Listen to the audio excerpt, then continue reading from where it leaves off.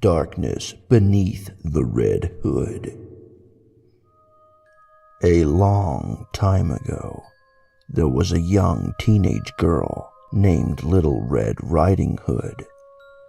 Little Red Riding Hood has just turned 17, and she wanted to celebrate her birthday by visiting her grandmother's house. So, she gathered up her things, made lunch, and put on her red cloak and headed out the door. She took a quick look at the map and noticed the road to her grandmother's house was very long and very tiresome.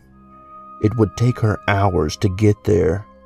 She looked on the map and noticed a shortcut, and with that, she cut through the dark forest. This way, she would be at her grandmother's house in no time. The forest seemed unwelcoming and creepy, but there was little other option for her to get to her grandmother's house in time. So she said, "Screw it," and started to proceed into the dark and creepy forest. Unaware to her, there was something watching her, something ominous, something evil, unclean even. The shadow of this thing grew closer, smelling her sweet honeysuckle perfume that she wore.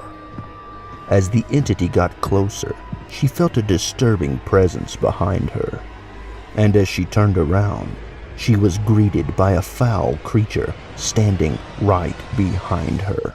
She stared at the thing.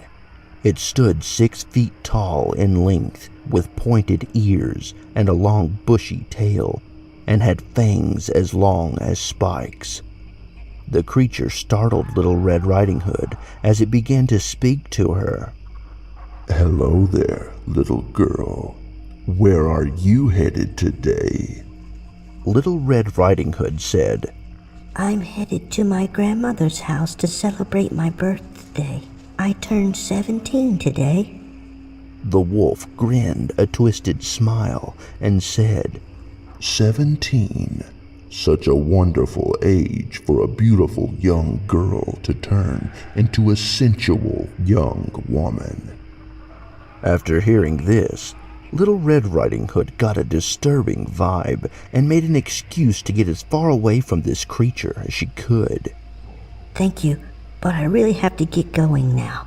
It was nice meeting you, though." She quickly rushed off, putting distance between her and the creature.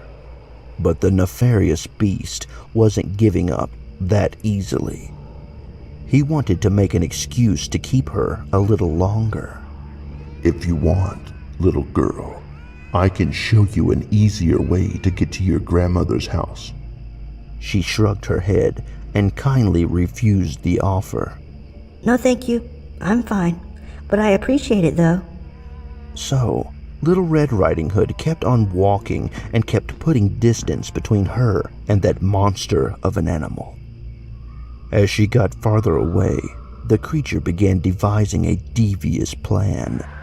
He would get to Grandma's house before her, deal with Grandma, and take her place, all while having a little fun with the 17-year-old girl.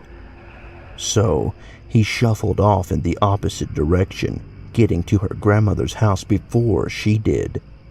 As he made it to the old woman's house, he knocked on the door. An old woman's voice answered. "Who is it?" The beast replied in his best little girl voice.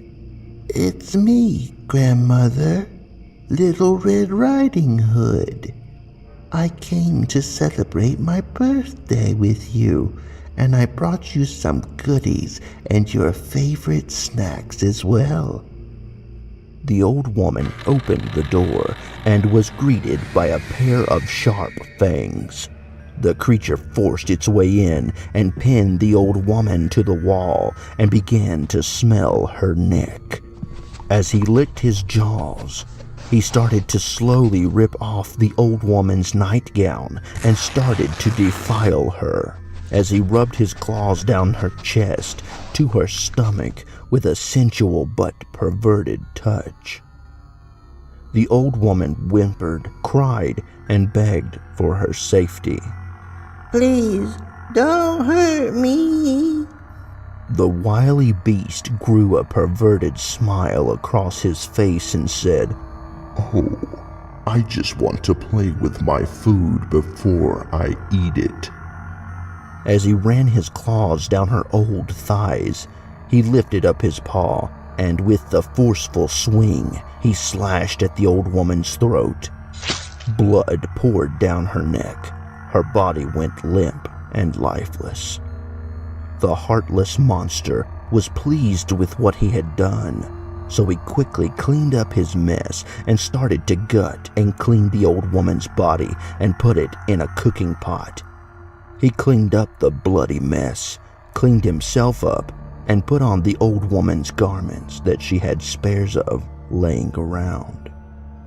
As the beast laid in the old woman's bed, waiting patiently for his victim to arrive, Little Red Riding Hood finally made it out of the dark forest and stood in front of her grandmother's house.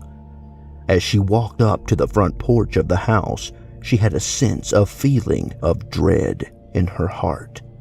Something felt off. But she immediately shrugged it off, thinking it was nothing. She knocked on her grandmother's door and was greeted by a raspy voice that sounded like her grandmother. Come in, the voice said as she proceeded inside. She yelled out, It's me, Grandmother. It's Little Red Riding Hood. I brought some goodies for you so we can celebrate my birthday. The voice cried back out to her. I'm in here, my dear, in the bedroom. Little Red Riding Hood proceeded into the bedroom where her grandmother was supposed to be, and there, laying in bed, was supposed to be her grandmother, but instead was a figure covered in shadow. Little Red Riding Hood was unable to tell whether it was her grandmother or not. The beast said in a soft, old voice, Well, hello, my dear. Come closer to your grandma's bed and let me take a look at my growing grandchild. Little Red Riding Hood couldn't ignore the request of her elderly grandmother, so she got closer and started to ask, Grandmother, why are you in bed? Is something wrong? The creature answered back, Oh, I'm just a little bit under the weather today, sweetheart. I think I'm coming down with a cold, so forgive me if I'm not a little lively today. As Little Red Riding Hood got a bit closer, she noticed something was off about her grandmother. As she began to speak, she found herself slightly trembling with every word. What big eyes you have. All the better to see you with, my sweetie. Little Red Riding Hood responded again. Grandmother, what big ears you have. All the better to hear you with, my lovely child. Little Red Riding Hood then proceeded to say, Grandmother, what a big nose you have. Better to smell you with. Then she said, Grandma, what big teeth you have. The beast grinned and said, All the better to eat you with, My dear. After that was said, he jumped up and grabbed her and proceeded to pin her down on the bed as he ripped her dress off. He started to defile her body. He slowly licked every inch of her, and she started to cry and whimper and moan, begging for him to stop. Please, stop. Don't. But the beast ignored her and started to laugh. He spoke with pride and filled Little Red Riding Hood with horror. You're mine, little wench. You taste so good. I'm going to take your innocence, and after that, I'm going to take your life, just like I did your old hag of a grandmother." She struggled and kicked at the beast, but he kept on groping her and touching her with such a perverted manner and force. As he started to go down on her, one of her arms was let free, and she reached for a sharp object by her late grandmother's bed. As she grabbed the sharp tool, the beast looked up from defiling her with his wicked tongue. She plunged the sharp object into his eye socket. The creature let out a violent, ear-piercing scream as she got away.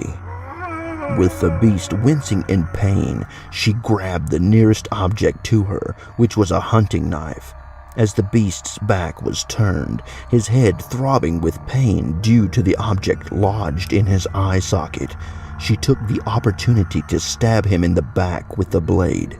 He let out more horrible cries of pain as she kept on plunging the blade deeper into his back as he bled out. As she kept stabbing him, she started to scream and yell at him as tears ran down her face. "This is for my grandmother, you sick motherfucker. Die and go back to hell where you came from, you piece of shit." As she took the knife out of the beast's back, she gripped it one more time and lunged it in the back of his neck, the blade peeking out through the front of his throat. As he gasped for air, his body fell to the bed, cascading down along with the pool of blood that formed a puddle around the corpse of the beast. Little Red Riding Hood was drenched and covered in the beast's blood.